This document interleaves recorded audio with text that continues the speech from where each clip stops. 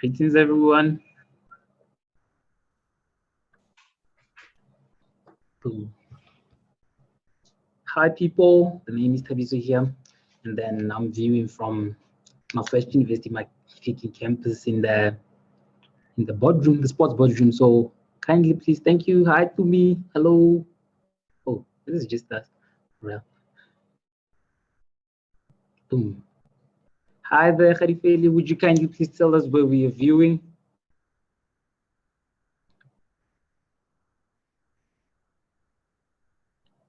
Hello.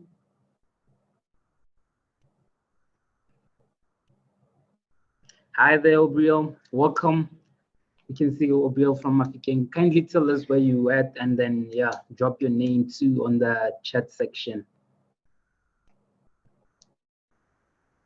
Hi, Jonathan Johannes Mshaba. Hello, Ed, Junita, Cap from EC. We see you. Hi, people. Okay, guys, we will wait just a few minutes to get the numbers up, and then we will start. Let's wait just a few minutes for the rest of the people to come in.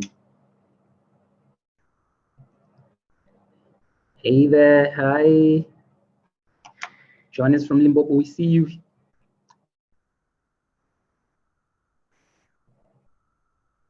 Boom.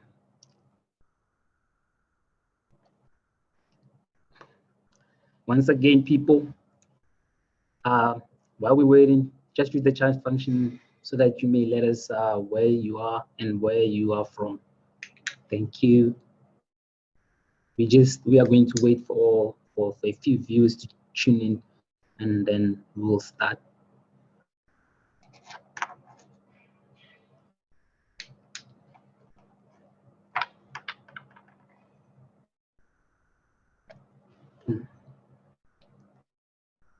Hi, Natasha from Centurion.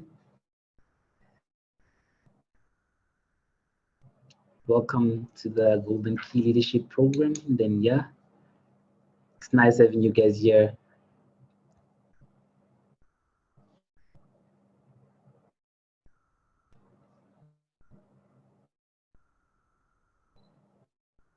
Hi, Khadifele Muremi. We see you and welcome you on the session today, all the way from Hartebie Sportdam. Hey, Pretty Cosmore. You forgot to tell us where you're from, Pretty. We'd like to know where you're from, where you're watching from.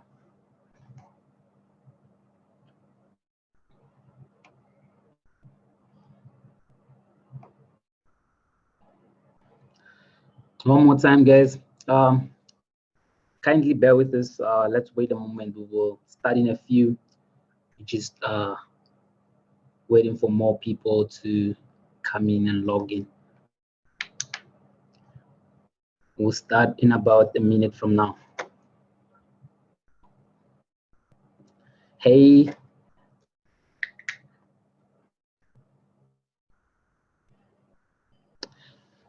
Okay, guys, let's get right into it. Okay, guys, thank you guys for logging in and tuning in with us today. Okay, one key characteristics of a good leader is that they are able to reach organizational goals by motivating others. Giving constructive feedback helps individuals grow by how they can improve and reinforce their activities they are doing well. In team setups too, encouraging feedback helps your team members open up and voice their opinions about your leadership skills. It gives me the opportunity to convey that it gives you the opportunity to convey what works for them and what doesn't work in terms of your leadership skills. With that being said, ladies and gentlemen, I'd like to take this moment to greet you all and welcome you on day 1 of 3-day leadership workshop program, reporting and feedback by the Northwest University Golden Key Mafikeng chapter.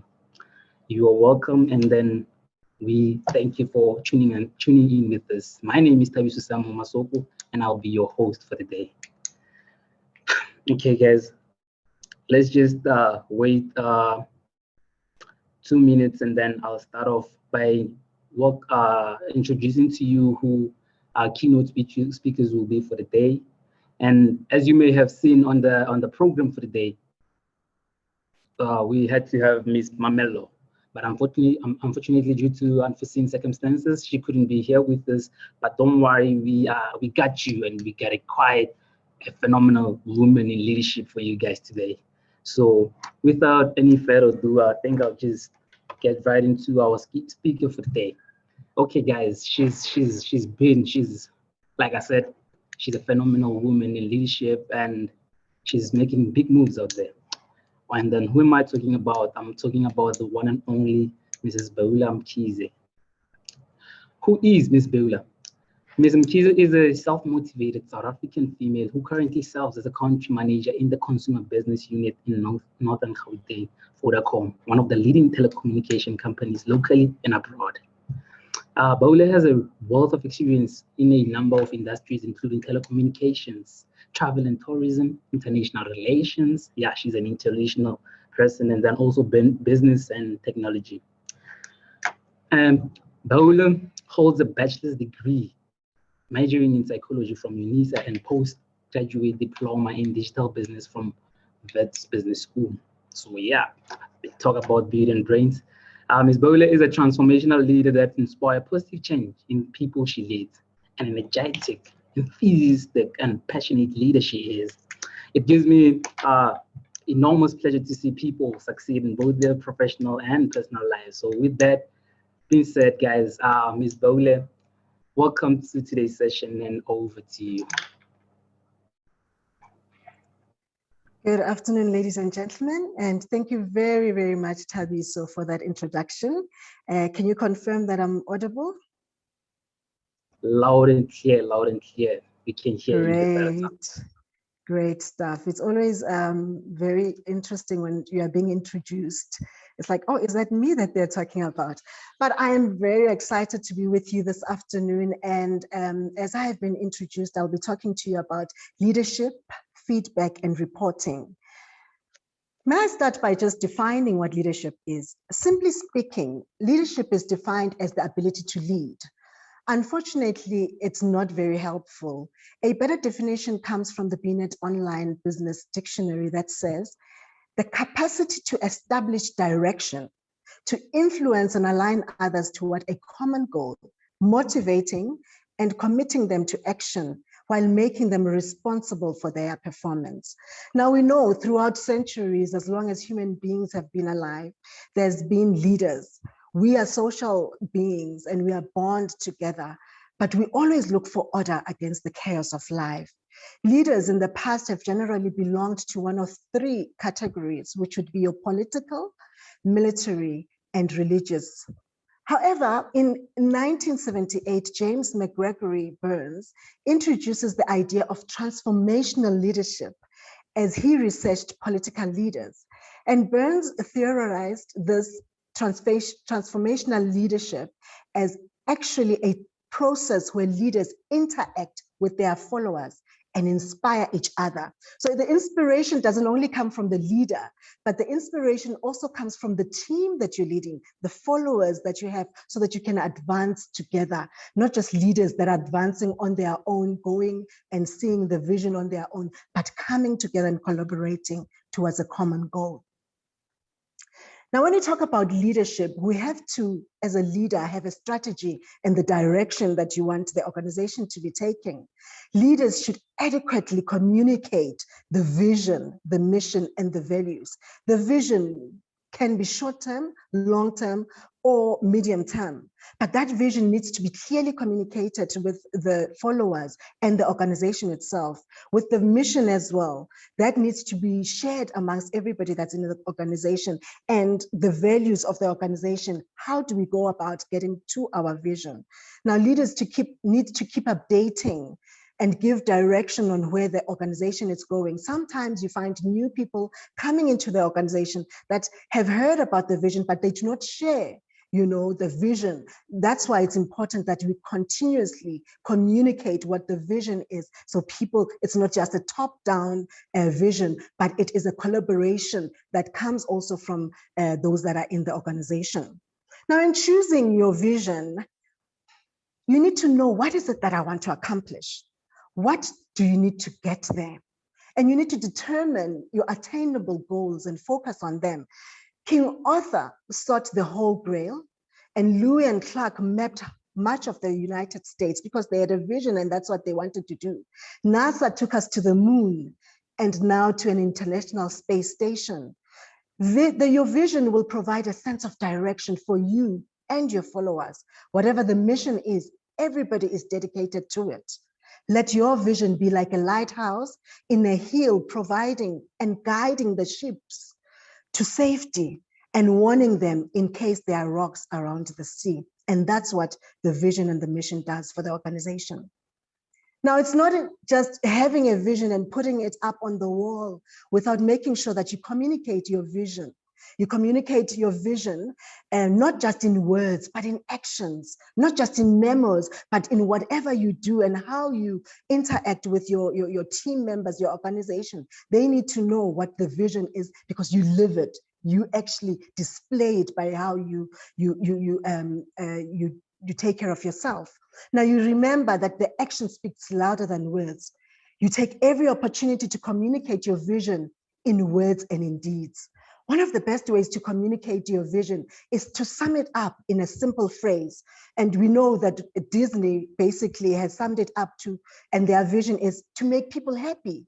And that's what they strive to do all the time whenever they come up with their movies or anything, that any product is to make people happy. That is their vision.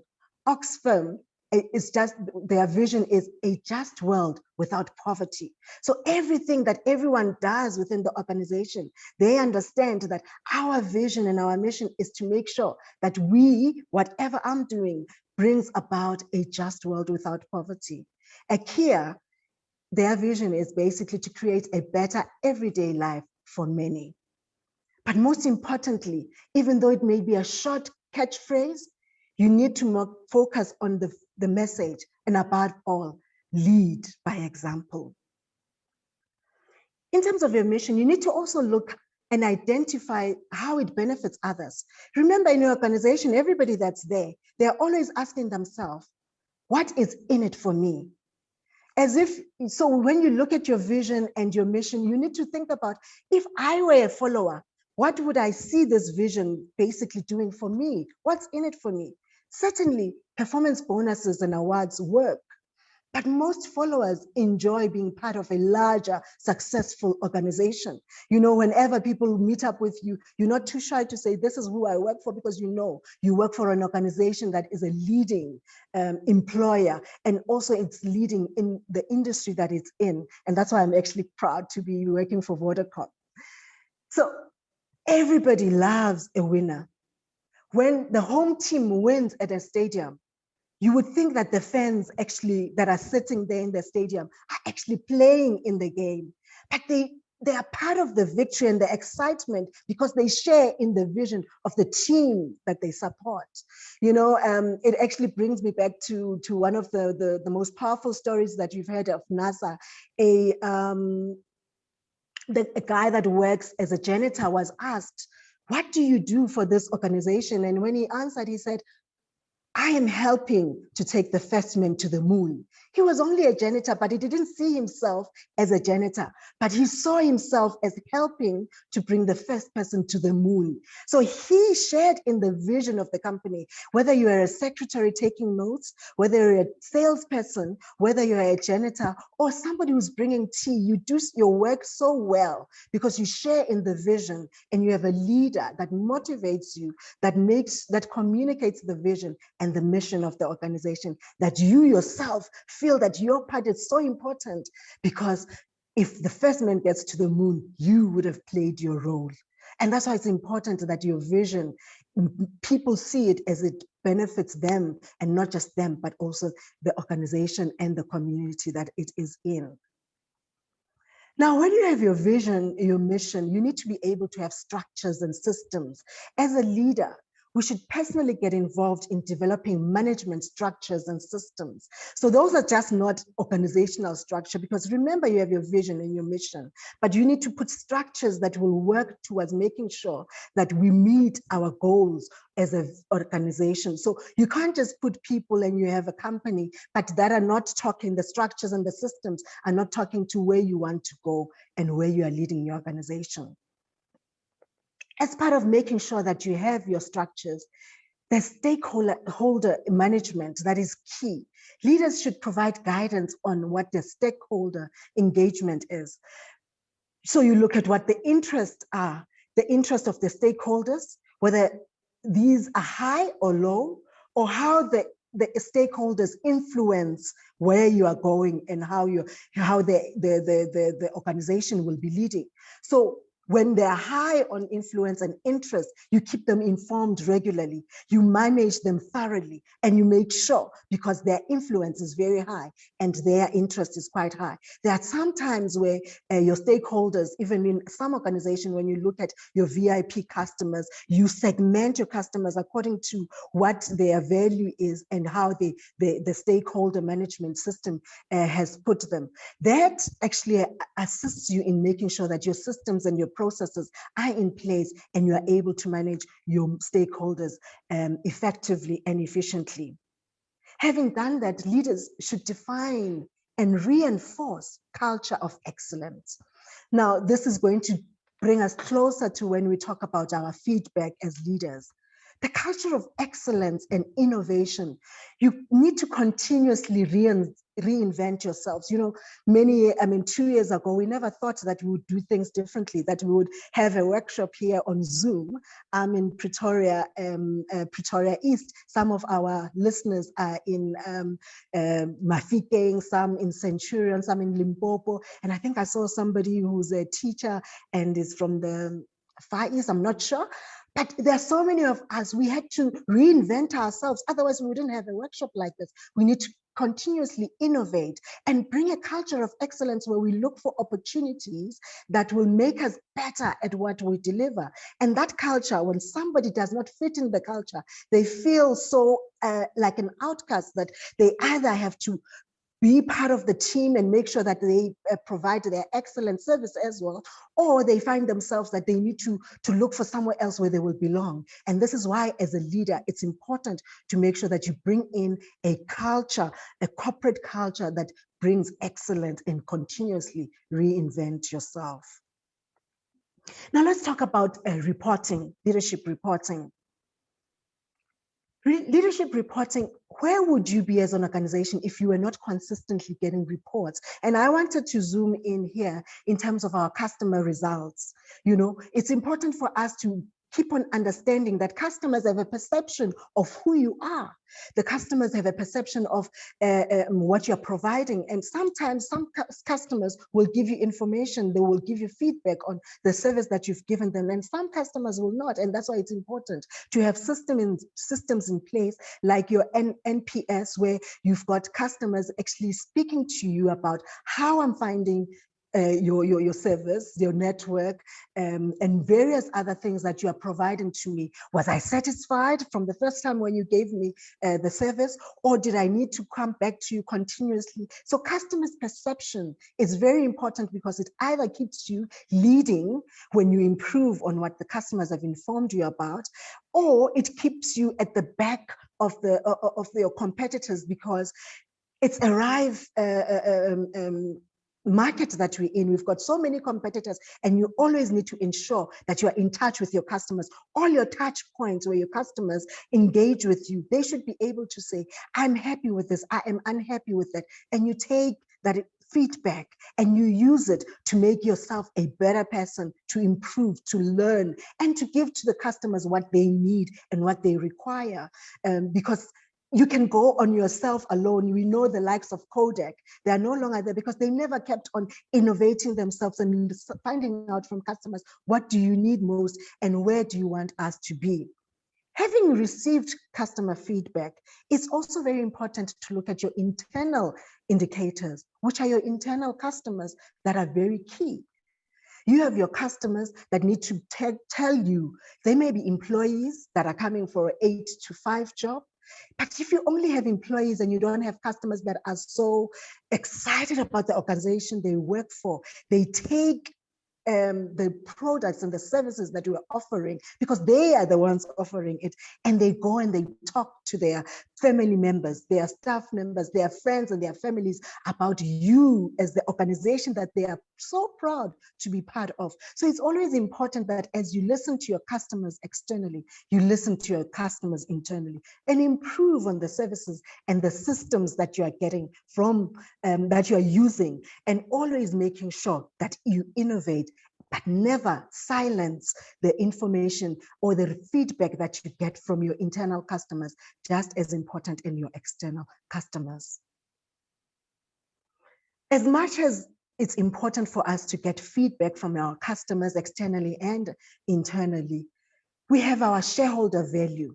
Shareholders are very important. And sometimes when you look at your strategy, your shareholders, you might have goals that are not necessarily short-term, but they're long-term. You need to look at your key performance results and the outcome areas, because they always influence your shareholders, whether you growing their value or not. You know, you look at your profit model, the network, the structure, and the processes and products performance. Those things, even though you might think, I'm just a clerk, how is this actually affecting the shareholders? But every little thing that you do, you need to look at it and how it is impacting on the long-term goal and our shareholder price value. And that's something that we cannot discount.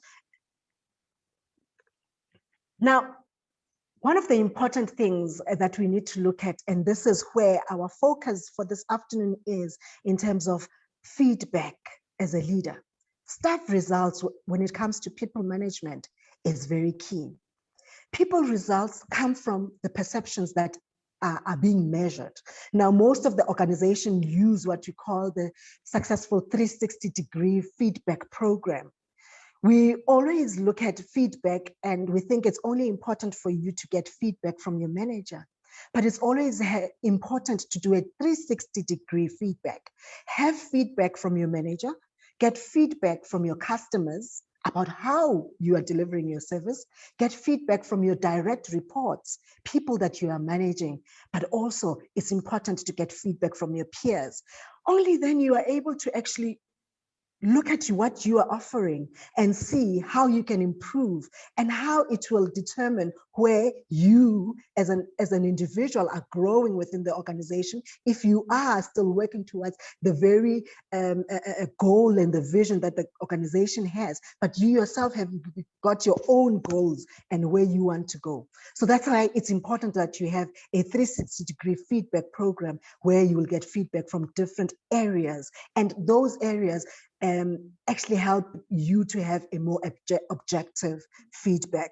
Now, let's talk about the value of feedback. See, leaders must have be held accountable for providing feedback, which guides individuals. To lead, you need to lead with compassion. You need to lead with power. You need to lead also with intelligence. Great leaders, it's essential for them to survive, for the organization to survive, for you to actually have great leaders. While effective feedback is essential to the development of leaders and their followers. So for organizations to survive and to do well, they need great leaders. But leaders and their followers to continuously develop and to do better so that they, in turn, give back to the organization, they need to get effective feedback. Now, let's talk about the value and where feedback value is.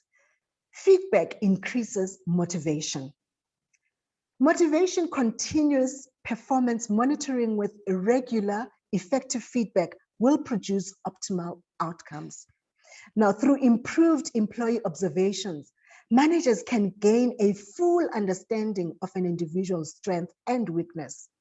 And you can use this to help your individuals to grow and to develop with the organization. Thus, you increase their motivation.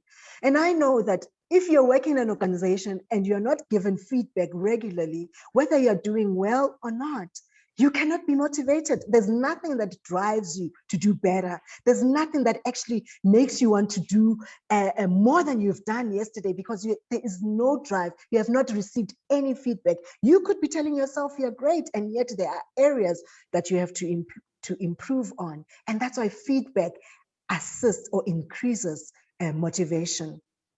Feedback also enhances performance. So through performance, through feedback, we can often be mistaken to think that feedback is criticism.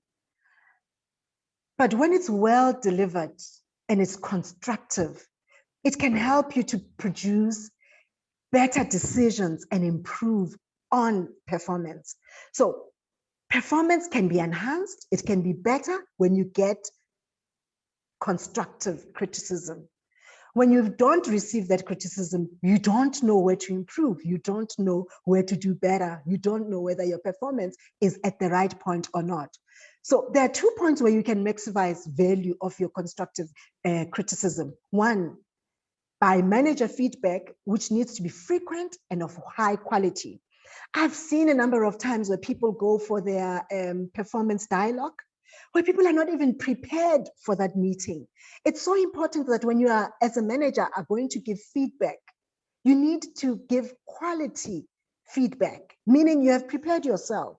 You have gone through information that you need to give back to your team player, and you need to be able to give good quality, not just something that is vague, because then I do not know where I need to improve and what to do better. Now, secondly, managers need to be confident enough to provide honest feedback. Now, sometimes people don't like to provide unpleasant feedback. They find it challenging. But how are you going to lead when you cannot have those dialogue with your team and they're honest? And you need to be actually authentic about it, because many a times we like who we like, and we only give them the things that we think they want to hear, the feedback that we think they want to hear, but it's not quality feedback. This is why it's important, even if it's challenging. When we are falling short of timely giving feedback, people will like, okay, are you talking about something I did last quarter? When you could have addressed it at that very moment, because you do a regular one-on-one conversation with your team and you're honest about it, and they're able to take that criticism, and actually it leaves the employee feeling like, okay, there are areas that I must improve on, and it's not stifling any of my efforts to be a better person, and they're able to also meet the expectations that you have. One thing I love about feedback as well, one of the values is engagement.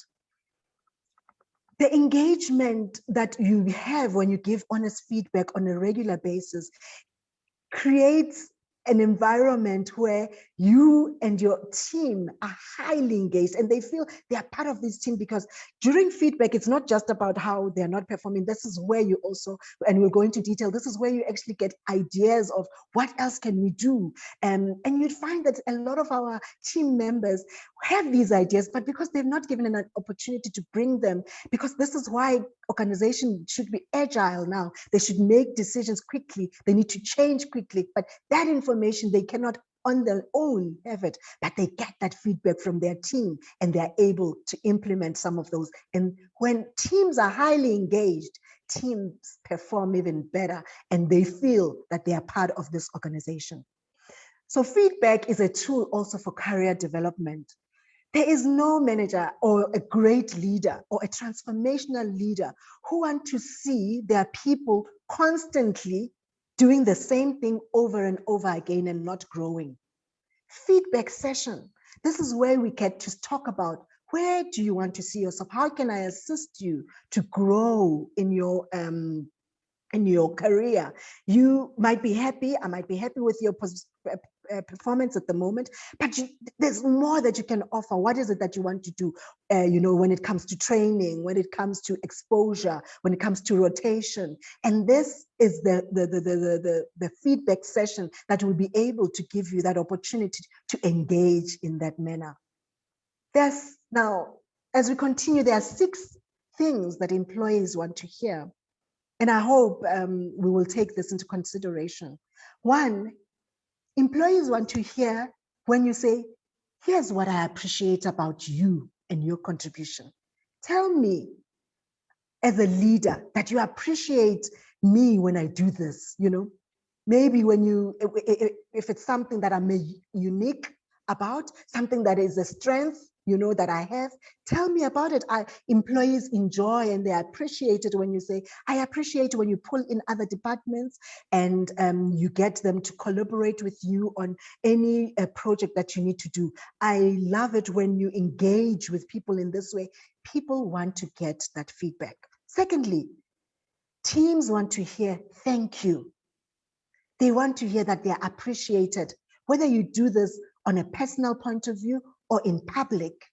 In public, when you have your team or staff meetings, tell your team members, you know, I was actually talking to my superior and my manager yesterday, and I was telling her where our team actually won a county of the year. We've performed so well throughout the year, comparatively speaking to other counties. And when I communicated that, she communicated it in a town hall with all the other team members, and my team came back to me and they said, thank you so much. There was no monetary value to it. It was a certificate that said, you are the best team for the year. But that being acknowledged in front of everybody brought them so much joy. And I can tell you that they are so motivated because they feel they can do even better. They are more involved, they are more engaged. And that just acknowledging and saying thank you in front of everybody has just motivated them even more. Number 4, you need to be able to say, here's what is happening and what you can expect. Teams want to know that you are communicating with them and you are telling them where the organization is going, you know, where the changes are happening, because half the time there's information that actually lies only with executive and it doesn't filter down. But it's important that you talk. It's not a top bottom, but you engage with those that are your team members and they are kept informed. They don't hear it from the news or they hear it on announcements, but they are engaged and they get to know about it before it's out there. Number 5, I have some feedback for you. Give them feedback, whether that feedback comes from somebody who's outside of your division, whether that feedback comes from your other team members. Your teams want to feel that they've gained respect and you are able to give them feedback, whether it's about improving or it's about telling them that they've done so well. And lastly, which I think for me is one of the most important things as a leader to be able to do, number 6 is, let me share a time I got it wrong. You know, authentic leadership means I can be so open and honest with you about where I have failed. But because I am where I am, it means I have learned from my failures and I have improved and I've done so many things differently. You even laugh about it because sometimes, even as parents, I don't know if any of you are parents, but even as parents, it's important for me to engage with my children and be able to say to them, you know what, I know I keep telling you that is a wrong direction, but let me tell you where I have gone wrong and where I have had to learn from my mistake. But you don't have to learn from your own mistake, learn from mine. But if you want to experiment, you will, you know, be caught up in these things. We need to be authentic. We need to be honest with our teams. We need to show them that you're not that all perfect person. You've basically come from somewhere, and that makes you relatable and people feel like, wow, my manager is not just a manager who expects performance, but they are humans. They falter, they learn, and they improve on what they are giving. Now, as much as we have focused on giving feedback to our teams, I think one of the things that as organization we do not really focus on, and that is receiving constructive feedback. Yes, we teach leaders to give feedback that's constructive, feedback that helps the team feel part of the team and motivated and inspired. But sometimes we do not understand that that person themselves who is receiving feedback, they themselves have different, they're coming from a different environment and they receive it differently.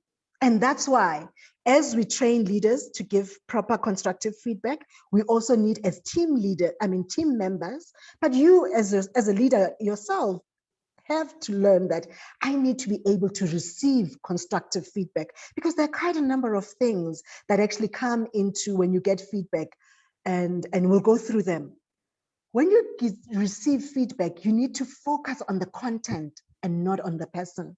It's important because sometimes our views will be distorted because you're thinking, I don't have a good relationship with my manager. So what they are saying, you take it personal instead of saying, let me listen to the content. What am I supposed to change here? What am I supposed to do differently? How can I be a better person and not focus on the person, but on the content? Secondly, we need to come to listen calmly and attentively. I know a number of people, when you are giving them feedback or you're talking to them, they're so ready to give, to answer, to say, no, but it's important that you give time and calmly listen to the feedback, and attentively. You even need to take notes because you're prepared, because you're so interested in knowing how people see your work, your performance, that you want to, take notes and you're listening attentively, because it's not just about them, it's about you. It's about making you a better person and you delivering excellence in your workspace. Thirdly, if your manager is giving you feedback and you're not too certain about what they've just said, clarify the feedback. Ask, am I correct in assuming that this is the feedback you're saying? Or can you please repeat what you have just said? Clarify the feedback so you know that these are the steps you need to take from here after you have received this feedback. Because sometimes we leave that dialogue without knowing, what is it that am I supposed to do? Where did I go wrong? What happened? So when you clarify, you are certain of what steps you need to take going forward and where you need to improve and how you can be a better person. Fourthly, acknowledge the other person's concerns. And sometimes, because some of us, we can, have a defensive mode, which is another fourth one. We have the defensive mode. When somebody says, I am concerned about this, you're ready to explain why you did that. Take and acknowledge, okay, I acknowledge your concern and I see where you're coming from. And then, you can then see how you can, change or improve on that. Avoid being defensive, avoid trying to explain, and just basically receive that feedback. Welcome suggestions. What is it that I can do differently? How can I improve on this point? Where can we work together, and where can I get assistance on this matter? And finally, evaluate the feedback. Having said with your manager or leader, you can then sit back and say, okay, let me evaluate this feedback. Okay, what does this mean, and how do I go on to the next session? Now, it's important for us to be able to adapt the feedback. Adapting to feedback is critical to leaders and followers who find themselves in jobs, organizations, and industry undergoing frequent transitions. As we have spoken about the feedback, I just want to highlight a few things going back. Proactive feedback consists of 4 manageable steps. First, self-assessment, looking at yourself, evaluating yourself, knowing your strengths, your weaknesses, your SWOT analysis. You do that for yourself. Secondly, you receive external feedback from your peers, from your manager, from those you work with, and your customers, your suppliers. All that feedback is external feedback that can help you to improve. And fourthly, is absorbing that feedback. Okay, this is the feedback that I have received. And trust me, this is not just relevant in organization. It's relevant also in our family structures. It's relevant also in our relationship structures, where you assess yourself, you get feedback from those, because it's always important to get that feedback to improve, because you want to be a better person. And finally, take action. There is no point in getting feedback and giving feedback when at the end of the day, we just give feedback next quarter, we come back next month, or on a regular basis when you get feedback, we come back, nothing has changed because you have not taken action towards change. Organizations profit when executives seek feedback and are able to deal with criticism. As I've said earlier, this feedback is not just about top down, it's also bottom up. It's also sideways when with your peers. So as an executive, it's important to seek feedback from those that you work with, and you need to be able to deal with criticism. And as executives begin to ask how they are doing relative to their priorities, their work becomes better aligned with organizational goals. Remember, this feedback is not just about your small team. It's also going back to the vision. And this is why I started with our vision and our mission and our values. It goes back to, what are my priorities? How am I working towards taking the first man to the moon? How am I working towards making sure our organization is better? So you need to then bring in change management. Leaders identify, they manage, and they champion change. And that change starts with you. You need to assess for change, prepare for change, plan for change, and you implement for change. And then you then have sustaining the change. Then finally, you will be able to be a successful leader and also work for a successful organization, leading a successful team. And this brings us to the end of my presentation. I'd like to open up for any questions or comments. Thank you very much, Ms. Mullo. By the way, if you just tuned, my bad, Ms. Mkhize. If you just tuned in, that was Ms. Mkhize. And Ms. Mkhize is a self-motivated South African female who currently serves as a country manager in consumer business unit in Northern Gauteng, Vodacom, one of the leading telecommunication companies locally and abroad. That was her. And then thank you for the splendid thingies. And guys, yeah, as she said, if you have any questions to her, kindly use the Q&A tab. And then I'm glad that you thingy, you actually emphasized on the thingy, the directions whereby the thingy, the feedback should come about and where it should go about, because I was about to ask a question on how, if I'm from the bottom out there, like as the janitor, how do I go about addressing my seniors as to how to provide the feedback? But anyway, I'm glad that you addressed that. But I have a question for you. How do I go about as an individual to deal about with negative feedback?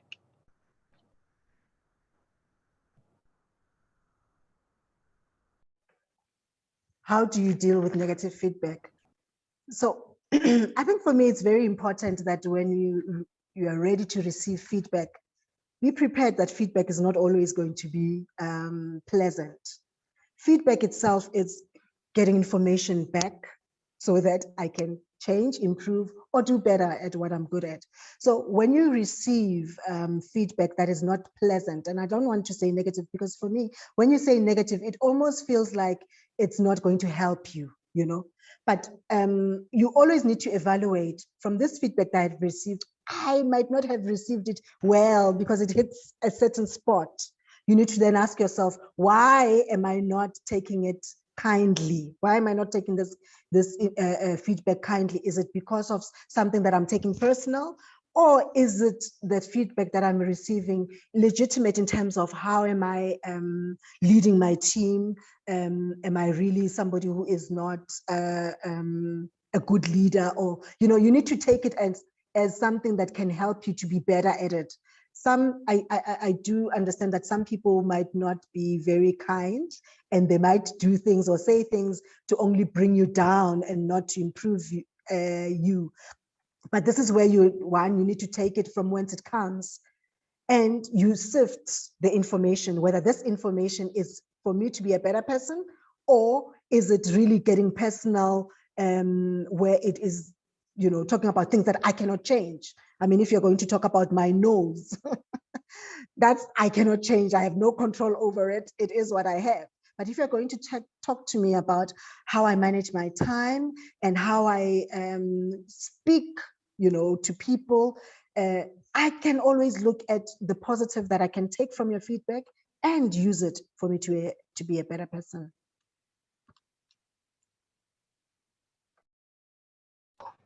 Thank you for that. Thank you. It was quite a mouthful. We have from Juanita Cup. I don't know if the person want to say the comment, but they said I have a comment, please. Yes, please, Thabiso. I just want to thank Ms. Beaulah for this insightful presentation. And what I drew from this, I made notes as you were speaking, is that in leadership, there is an element of both openness and humanness, which we should embrace. Oh, definitely. Openness and humanness. And that's why authentic leadership is about that. If I can be vulnerable to my team members about who I am, where my faults are. I remember I was actually reading where Richard Branson had a T-shirt on where he talked about, where he put his weakness, you know, and it's something that I'm open about it. People can talk about it because I've given them permission. You're not shy when people say, oh, wow, she stammers a bit when she's talking, because I've opened up about it and I'm human. When you are also a stammer, you can relate to me because I've been open to you. But what makes it more effective is because you're a leader and I'm looking up to you, you know? So when I know that you have also weaknesses, I can aspire to be like you. And that's why I feel authentic leadership is very key. I agree, Ms. Beaulah. And then I made a note here. I said, sometimes we forget that our leadership is ongoing, but also far-reaching. The leadership in the beginning, during the process, and the end are all important, because sometimes it takes a little bit longer to attain certain goals than others. It's very true, you know, and sometimes you might not see the results. I talk about sometimes the positive influence that you have in a person that is consistent. Otherwise, if you're not consistent, there won't be any change. If today you're like this, tomorrow you're like that, because you don't see the change immediately. You need on your, as a leader, to be consistent. So they see this in you continuously, and that may influence for you to see it, or somebody else might experience it when you are gone. But you would have done your part in making sure that you influence for the positive change in individuals. And that's why for me, as a leader, we don't just give feedback just for the organization, because that person comes from a community, that person comes from a family unit. So you are not affecting change or influencing change just for delivery of profits, you know, and shareholders' profits, but you're delivering for a change in this person's life, so that when they are in touch with other people, they can actually bring that change in them as well. Absolutely. Thank you so much, Ms. Beaulah. Over to you, Thabiso. Thank you. Thank you. Thank you very much, Juanita. Thank you, Jennifer, for that absolutely beautiful comment. And then we also have a question from Khadifel Muremi. The question goes as follows: how do you continue to give feedback to a leader who does not listen and continue to ignore your feedback, particularly when there are no systems that allow and encourage people to communicate? Should I read that aloud, or you got it at Ms. Mkhize?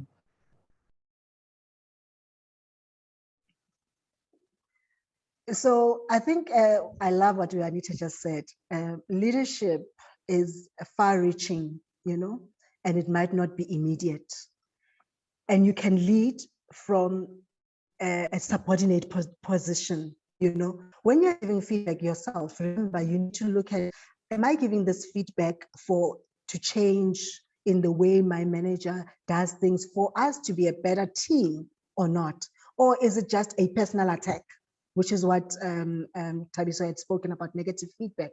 So when you give that feedback that you feel that you understand that it's far-reaching, because it can influence all your other team members that are in the team, and they're not seeming to be hearing you, you continuously, you know, give that feedback. And even though there might be formalized structures within the organization, because I know in our organization where I'm able to give feedback to my manager, and if nothing is being done about it, I can then rope in, you know, my ME, my managing executive, to say, this, I feel very strongly about this, and this is where we feel we should change. The 360-degree feedback helps in a way that sometimes if people are not willing to listen to you because you're a subordinate, those that are team players, that are their peers, they tend sometimes to hear them better because they kind of feel or think they're on the same level.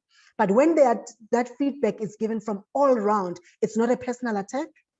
You are basically just showing the person where we can improve for the better performance of the team. And at the end of the day, other people that are affected by this change will also be able to show that person. And these are some of the things that you can even bring up as a suggestion, that can we do a 360 degree, and there are tools and that are available that we can actually use to bring the team together to actually give that feedback to your manager. Thank you. I hope he or she got answered. And then we have another question from Nomulango Beaulah Mkhize. I'm sorry if I didn't call the name correct, but the surname is Mkhize, similar to our key speaker today. The question is, if your leader does not have a sense of urgency, how do you go about raising that point without seeming like you are stepping on your superior's toes?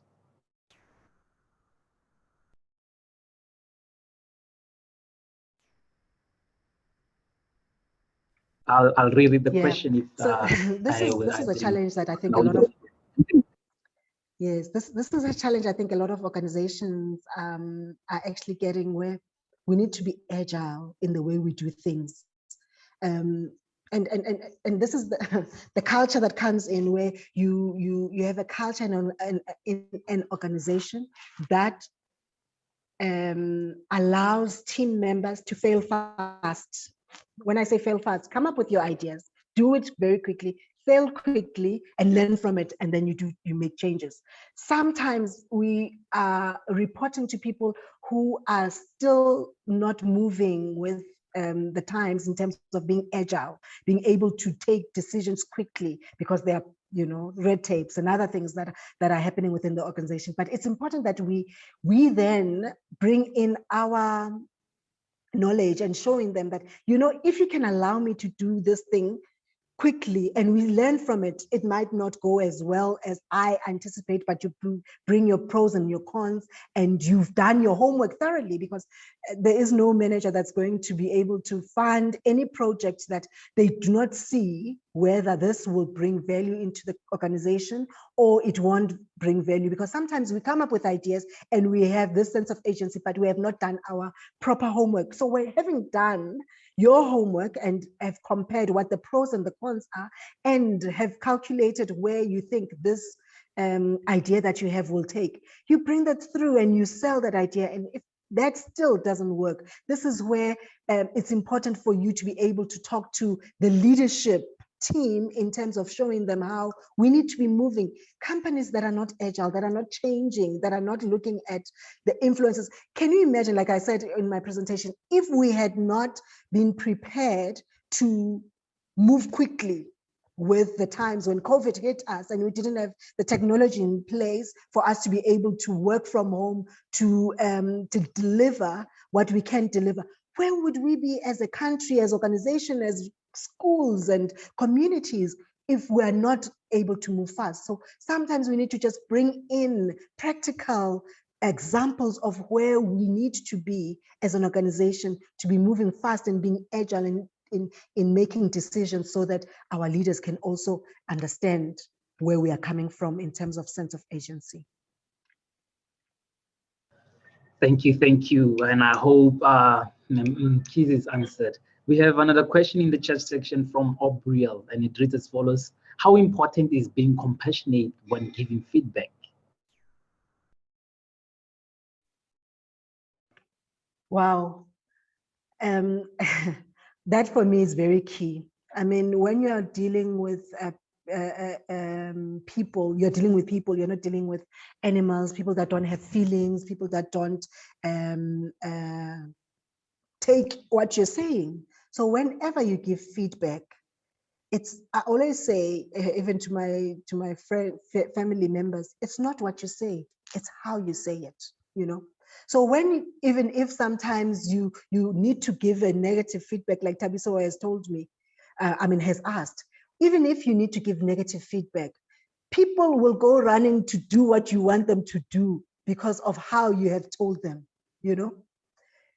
So we need to be able to package whatever you're going to say in a compassionate way. I know there are different types of leaders. The leaders that are very strong, very outright with what they're saying, and they're saying, I'm like that, there's nothing I can do, I just say it as it is, But when those that receive it in a way that actually breaks them instead of building them, And that's why it's important, and I'm glad we are here, because we are leaders. We ourselves will make that change. We ourselves will be able to say, when I give feedback, whether I'm giving feedback to a friend of mine, or I'm giving feedback to my child or my mother, I should be able to package it in compassion, because I myself want that to be done for me. When my manager gives me feedback to say I am failing on this point and that point, or falling short, you can say to a person, you are a disgrace, you've disappointed me, you've not met your goals. Or you can say, unfortunately, we have not met our goals and we are falling short on these 3 aspects. How can we improve on these 3 aspects? And you get that person to engage and say, oh, okay, I realize that. What is it that I need to do differently? Manage my time.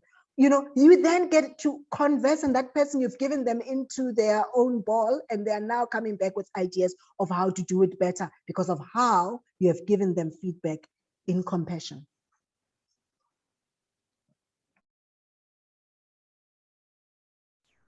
Thank you, Ms. Mkhize. Thank you for your time. I must say that I for one am honored to have you today as our guest speaker, and I think the panel and the attendees would agree as much. To everyone, thank you for tuning in with us in day 1 of the 3 days leadership workshop program. Today it was reporting and feedback. Be notified that we have a session coming up, and then from your host Tabiso Masoko. Until we meet next time, thank you for your time, guys. Bye. Thank you very much for your time. Bye-bye. Thank you. Bye-bye.